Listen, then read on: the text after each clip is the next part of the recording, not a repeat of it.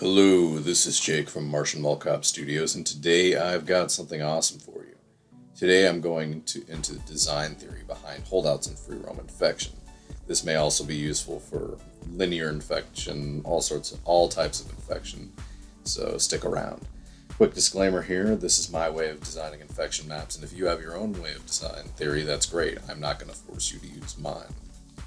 To begin with, a holdout is an area where survivors will naturally gravitate to defend themselves from the infected. That means this is an area that is more defendable than the rest of the map, not including other holdouts. Now, there are little rules on how to make a holdout, but there are guidelines of things not to do.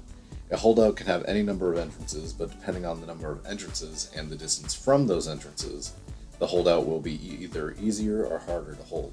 So if you have a one entrance holdout, which is essentially a dead end, it requires that players inside only aim their guns one direction. To balance a one entrance holdout, you'd obviously have to make the length in between the players and the entrance shorter so they're within swing range. Now with a two entrance or three entrance holdout, you can give the players a bit more space to defend an area. Holdout power is another important thing. Depending on the size of your map, you may have a certain number of holdouts. If a map has one holdout, the players will all gravitate towards that area and you will have a very scripted experience, which isn't bad and works fairly well for small maps.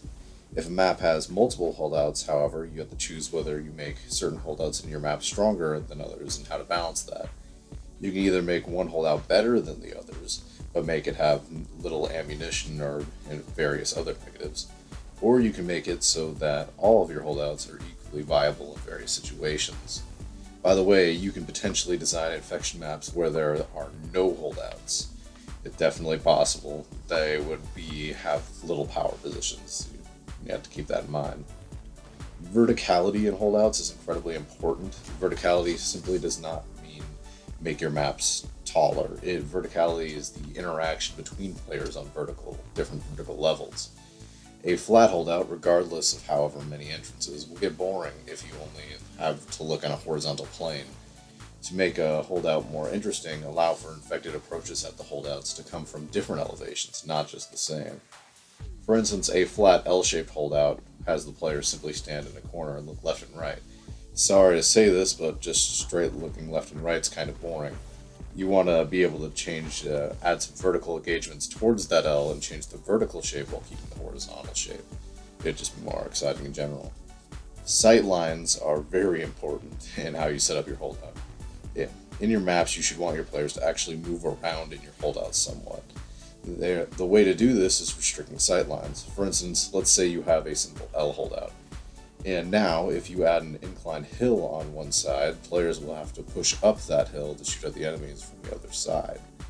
But at the same time, pushing up that hill will restrict the sight line towards the other entrance. Doing various tricks like this allows players to move around and create a more exciting gameplay. Now, another thing to keep in mind in your holdouts is map pacing. One thing you have to keep in mind is that you have a group of players that are attacking at a medium to long range, and you have a group of players that can only attack from short range. The infected can only stab the players, while the survivors have the ability to shoot from a distance. You have to keep this in mind. You have to keep in mind the time to kill of ranged weapons on the infected. Basically, you have to figure out the time to kill and how far the infected players can move towards a holdout, and place your map cover based off of these movement distances. And finally, weapon placement in holdouts is another thing that's just got to keep in mind. A recommendation I would make is to rarely place power weapons within your holdouts. The goal should be that should occur in maps is your movement across your map so that most of the map is used. For the most part, it shouldn't be a risk to grab a shotgun or a rocket launcher in your map. Now, it does not mean, for instance, you can't place power weapons in your holdouts. Like, say you have a three-prong holdout with short range kind of sight lines. It is definitely okay to place a sniper rifle in that holdout, as sniper rifles aren't easy to use close range. So yeah, that's what I have for you today. Please like and subscribe, and I will see you next time. Later.